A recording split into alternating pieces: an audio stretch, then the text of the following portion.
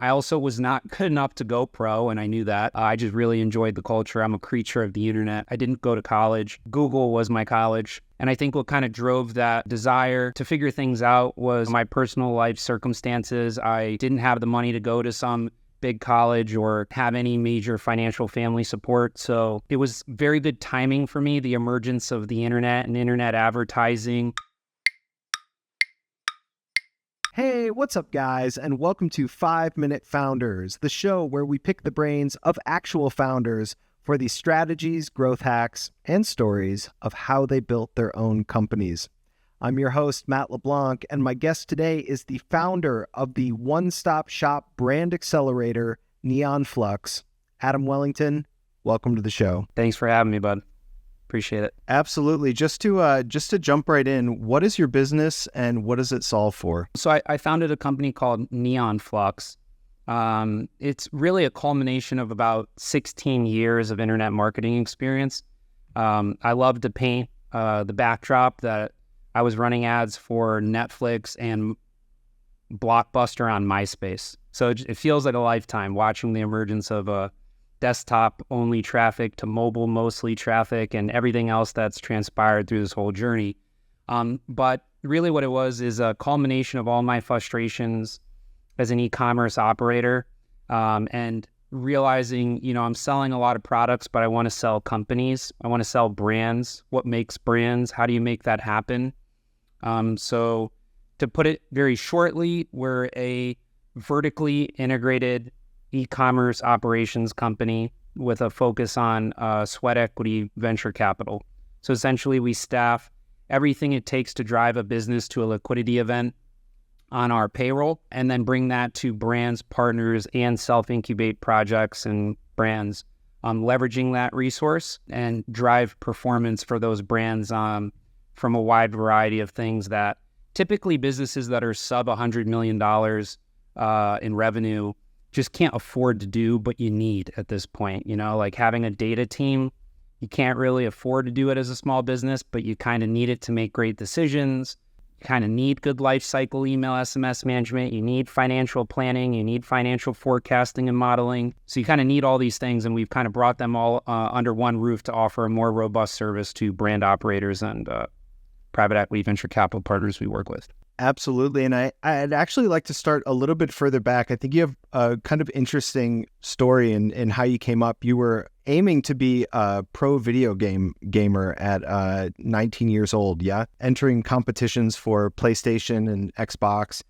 And the way that you put it, I think, was that you found yourself at the mercy of digital marketing and realized that could be pretty lucrative for you. And so you shifted gears and you started your own agency at 19. I was just sort of wondering, like, outside of the idea that doing digital marketing would be lucrative, what made you believe you could do that? Did you see a correlation between being a pro gamer and being a digital marketer? What was sort of the mission there? There's some nuance there, actually. So although I did want to be a pro gamer, I was heavily invested into it. I actually started a professional gaming team that was a major league gaming team called Glory Gaming. My old partner from that project actually is still a professional streamer today called Glory Gene. So shout out to Gene. The nuance there, though, was how I connected the dots was back in the day when I was very young. I actually started doing this when I was 16, but professionally, corporate filing at 18. There used to be this thing called incentive advertising where you see them now today where it's like win something for doing something. And they would be like, win a free Xbox, win a free PlayStation. I guess I had an engineer's mind. I said, how can they afford to do this? How are they doing this? And when you go down the rabbit hole, you learn, oh, well, they have advertising partners and those people have budgets. And there's kind of this food chain that I kind of wanted to solve and figure out, how do I do this as well? I also was not good enough to go pro, and I knew that. I just really enjoyed the culture. I'm a creature of the internet. I didn't go to college. Google was my college. And I think what kind of drove that desire to figure things out was, my personal life circumstances. I didn't have the money to go to some big college or have any major financial family support. So it was very good timing for me, the emergence of the internet and internet advertising. This was before Facebook ads was around. This was before Instagram was live, so I was fortunate enough to fail upwards in that beginning stage of the birth of the internet. And just through sheer grit, I would go to all the conferences. I would make a lot of friends. I would ask stupid questions and learn from them. And I had no shame in kind of that and just learning. And I did that for a little over a decade and kind of built my kind of knowledge base off of just sheer will, I suppose. That is awesome, man. Inspiring story there. And you also you founded another company called Upsurge, an internet marketing company, yeah? Correct. Yeah, that was actually my first company. I started it. It was originally called Upsurge Media. I started it when I was around 17, 18 years old. It wasn't formally filed until I was like 18. I very gratefully accepted a check from my family's CPA, my tax filing guy. He had saw me working at another company making, at the time, what was just called internet money. It just seemed crazy to make money on the internet. So like they were just, they just couldn't believe that it was a thing. And he was like, hey, I'll support you. I ended up buying him out of the business about a year or two later, very graciously, of course. And I ran that business up until Neon Flux that I run today. Very cool. Well, anyone who has visited the Neon Flux website can certainly see your video game roots still super present in the aesthetics there. Just sort of thinking about Neon Flux, you describe it as the one-stop shop brand accelerator. I'm curious, how do you choose brands that you want to bring on as partners? I mean, it's as much as us choosing the brands as the brands choosing us. There's parameters that make them a right fit for us. Various stages of business that these brands kind of go through. There's long checklists. We have a diligence process we go through. It's about 40 different questions. We audit, turnaround time on inventory, cost of good margin to MSRP pricing. Like, is this something that can be sold online? A lot of people will come to us, they want to sell their next big energy beverage, but from a performance media buying, performance growth perspective, you're better off being Jake Paul doing something like that. That's not something we're going to provide a lot of value. So it's got to be the right product. It's got to be national or international. It's got to be scalable. They've got to have the capital to be able to execute on it. Although we do subsidize millions of dollars of the overhead, you still can't make something out of nothing for free.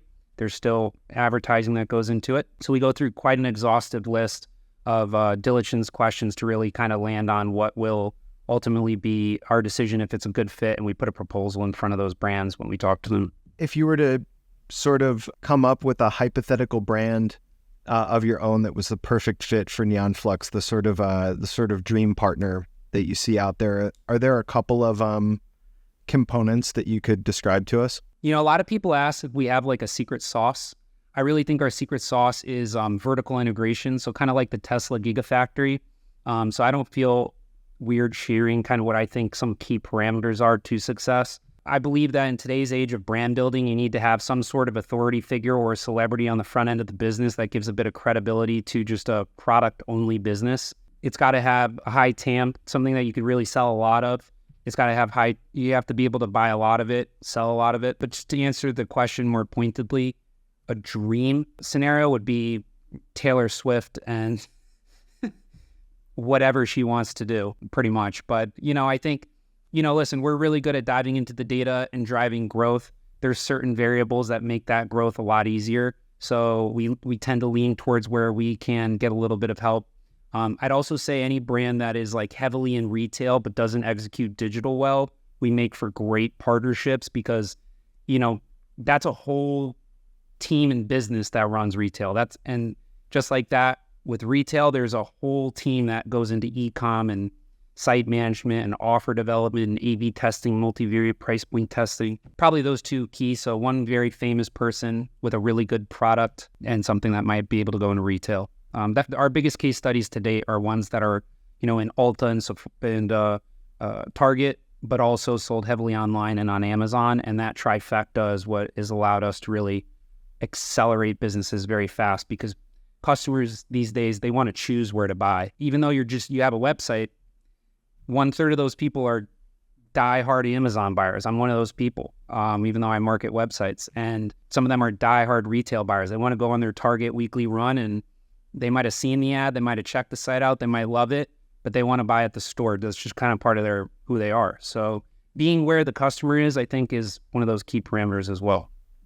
Absolutely. So with that said, what channels do you market across, and which ones are most effective for you? Yeah, I mean, I'll give props to Zuckerberg. I mean, Meta is still king at the end of the day for all the frustrations that go with it. You know, the kick in the nuts per se from iOS update and, you know, making that a little bit more difficult. Fortunately, our data team has very robust UTM mesh like database capabilities, so we didn't really feel it as much. And I think that Meta has most quickly adapted to that as opposed to the other platforms, but we advertise everywhere. Meta is primary just because of the brands we work on. However, we have a very, very good relationship with TikTok. TikTok Shops is taking off. They're very supportive. Their customer service is very supportive for us and our brands. Google has always been great to us. We find that attribution's a little bit more difficult on Google and TikTok as opposed to Meta, but both key drivers of performance, especially Google search. I think TikTok search that's rolling out soon is going to be a monster, assuming they don't get kicked out of the United States. Pinterest, display ad networks, Taboola, Outbrain, we kind of work with all of them. It just really depends on what the brand is, what the right fit is, what the right, you know, kind of channel for that brand is. A life insurance brand is going to be different than a hair care brand. Absolutely. This may be too broad, so feel free to check me on this, but what would you say is the sort of biggest growth lever in your business?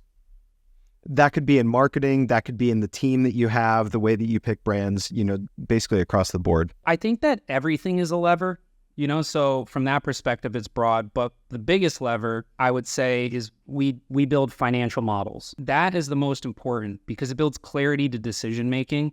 So for example, someone might say, well, if we give 15% off instead of 10% off, conversions will go up. Okay, but how much? And is that enough to really meaningfully move the needle? You know, so the models for me back into what that biggest lever is, which is your ability to create campaigns and offers, the funnel per se. So if I had to really distill it, I would say funnel development. I think that if you have one product on TikTok Shop, you have to be really, really good. It's got to be really new, really edgy, really differentiated to just make one SKU product just be super popular. I would probably say that's the same for Jump 450. You know, Yeah. It's really hard to sell one cheap, small SKU. But if you, for example, have continuity on it, subscription offer, or you have bundles of it, or quarterly billing, right? Like kind of all these nuanced ways to get them into the customer's hands. Really great example. Two great examples I always use, I've used my whole career almost, is Netflix with a free trial. It's much cheaper to get them in that free trial and then maintain on a really good product. And then second would be Proactive. So Proactive has a really good introductory offer with some bonus gifts. And they actually have, if you terminate early, a cancellation fee. So they have a way to recoup their acquisition cost from the consumer, rightfully or wrongfully. But you can just kind of pull from that how you will, all the different ways that you can create campaigns and offers. And that really, I would say, is the biggest growth lever outside of obviously all the, you know, fast load speeds, good PDP images, good content. You know, there's a million of them, but I would say that's, you know, if I had to distill it, that's the primary. Sure. Adam, you're a man who's put his 10,000 hours in probably a couple times over at this point. What would you say constitutes a great digital marketer? Mine is a bit biased per se. I would say being really great comes in many packages. My perspective of what makes someone a really great marketer really makes them a great entrepreneur. Some of the best media buyers at our company or the best campaign strategists or just the best employee at Neon Flux. One of our core values is entrepreneurialism. Even though you work at a job, we get equity upside or profits interest upside in the brands we work on. So we really treat those brands like they're our own, especially the ones that we incubate. But it's a mentality, I would say, in where problem solving outside of your core focus and broadening your view of all business. So you can come up with just an ad, or you can think of the entire experience you're selling.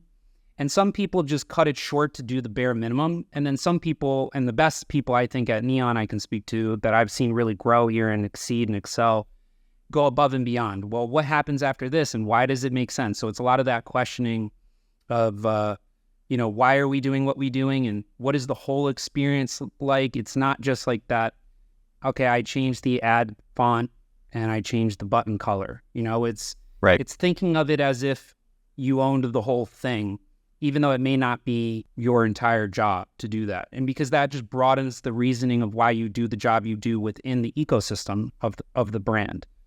Thinking of outside the box of just running the ads on Meta, I think brings a lot more perspective. So I would say good digital marketers understand the entire ecosystem, or at bare minimum, do their best to learn it. Even just the effort, I think, makes it great because, not everyone's, I'm not a genius. I just think that I try really hard to learn as much as I can across all the facets of the business. And that gives me kind of the superpower of being like a generalist. I'm generally decent at everything. I'm not a master of anything. That's great. I don't know if I'm asking you to reiterate this too much, but I'm wondering if there's a common personality trait that you see thematically sort of running through a lot of your great marketers. Yeah. I mean, this goes back to, way back in the day when I met Sean. I think it's just aspirational, right? You're always thinking big. I think, Elon Musk could have stopped at PayPal, and a lot of people stop at exiting PayPal. But I think it's the aspiration to do more, achieve more, prove something to yourself, not just to others. I would say that's what the big difference is, I'm definitely very comfortable, but I strive to and aspire to accomplish more, solve more problems instead of just resting on my laurels. And so I think anybody that kind of has that passion or rigor to do more, accomplish more, and that, persistence. I always say, though, I don't think I'll ever be a billionaire because I don't want to sacrifice the balance of my entire life for success of anything. I do believe in balance, but at the same time, I do think that you got to have a little something in you that, I remember maybe like 8 years ago, I was in an interview and I called the seventh gear. You're really looking for the person that they're not looking to just check in, check out, because they've got bigger dreams in life. And so that usually brings the passion that goes with it, the thought that goes into it, that really sets everyone apart when you're building like a AAA team. Absolutely. And you're based in Miami, I think, correct? Yeah, I moved here in 2017 from New York. I was previously closer to Sean. I've been there most of my life in New England, between New York and Connecticut, and so I moved down here in 2017. And that's a bit of the inspiration around the Neon Flux branding. Was a little bit retro, cyberpunk retro, Miami Vice. I wanted it to be fun on this next leg of my business life journey. Yeah, well, I was just going to draw the correlation that you don't live in Miami because you don't have a passion for life, right? Yeah, I agree with that. Yeah, I mean, I do some. Yeah, I mean, it has a lot of the things that I love. I mean, I'm not on the beach every day like some of these people, but I do like a lot of things about the city.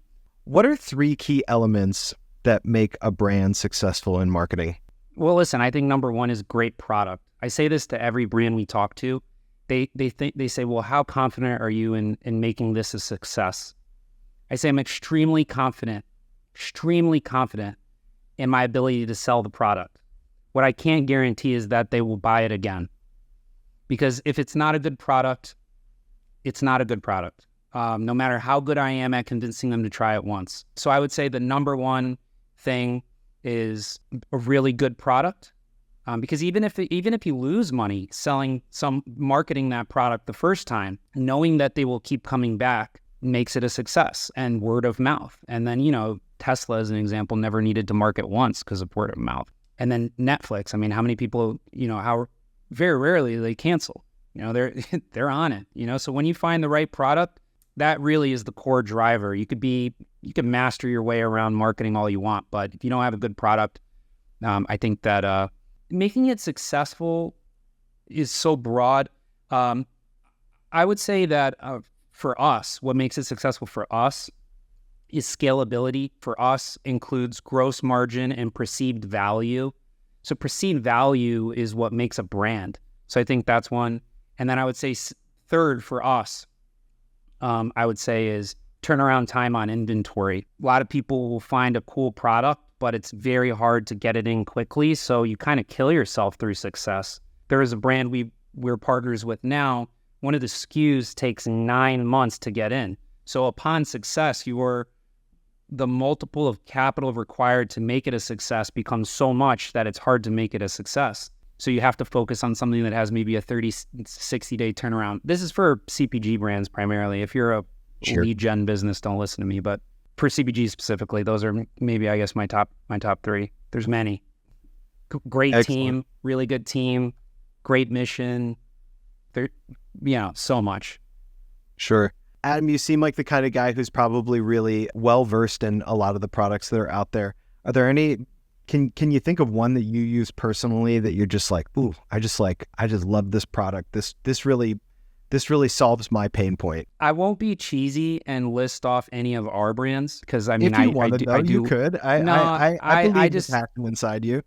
No, it's okay. I don't even. I feel it's too cheesy to list them off. I think I'll give a nod to brands that I think are crushing it. I think Cuts T-shirts is absolutely crushing it. I'm wearing one. They make it easy. The quality's good. The bundling, the offering, the way they go about it, the product quality has made them into the multi-$100 million business I believe they are today from all the hearsay that I've heard and seen. I think they kill it, especially in a very competitive market with, Built and it's like True something, classic. There's a ton. And then maybe one other one that I'm just like, I respect deeply. I actually haven't bought it just because I bought a Tempur-Pedic and then I didn't want to spend the extra money, but 8 Sleep, their marketing's premier. They became like the official mattress partner of Miami. They've got like Elon Musk endorsing and all these great athletes and celebrities. And they've executed on the product, the quality, and the business plan and the financials, I think, very well. I'll probably end up just pulling the trigger one day, but I feel like after I spent all that money on the Tempur-Pedic, I had to wait. But those are 2 great brands off the top of my head that I think are just absolutely crushing. Very cool. Thank you for that, man. Adam, is there anywhere where we can follow you if we want to kind of learn more about you or Neon Flux? Sure. So I guess our LinkedIn or social media for Neon is the Neon Flux, and then mine's just Oh So Nerdy across all platforms. Oh So Nerdy. Yeah, I saw that. I saw you've got Adam. Actually, Nerdy if you want to Wellington. look this up, I own the trademark to the word nerdy. Wow, that is a spent 3 flex. years going back and forth with the USPTO and won it, and I am nerdy. Wow. So are we just waiting on bated breath for what the project is going to be there? I haven't had the time. That would be like a passion project. I'll get to it at some point when I have more time. But yeah, I don't know. I just a very quick note on it, even though I'm probably over. But I'm a proud nerd. When I was young, it was not cool. I was not in the cool kids club doing all the normal football stuff. I was the guy on my computer. My friends and I were hacking Xboxes to download games. And, I was a creature of the internet. And so, for me, I have this quote I always say is nerdy before it was cool. Now it's like the mainstream. Everybody's, it's totally fine. Well, Adam, my vote is get to the passion project. I can feel it. You've already done one company. You're on to the next. You found a passion and love in Miami. It's time for the project. I'd be excited to see what you did with It's definitely going to happen. It's going to happen eventually. Very cool. Well, Adam, thank you so much for spending the time with us today. Lots of great insight, and I really appreciate the conversation. Thanks for having me, Matt. Appreciate it, bud. If you are listening and you are interested in exploding your own digital growth, you can get in touch with Jump 450 in the link below in the description. That is www.jump450.com. And don't forget to subscribe for more weekly episodes. We'll see you next time.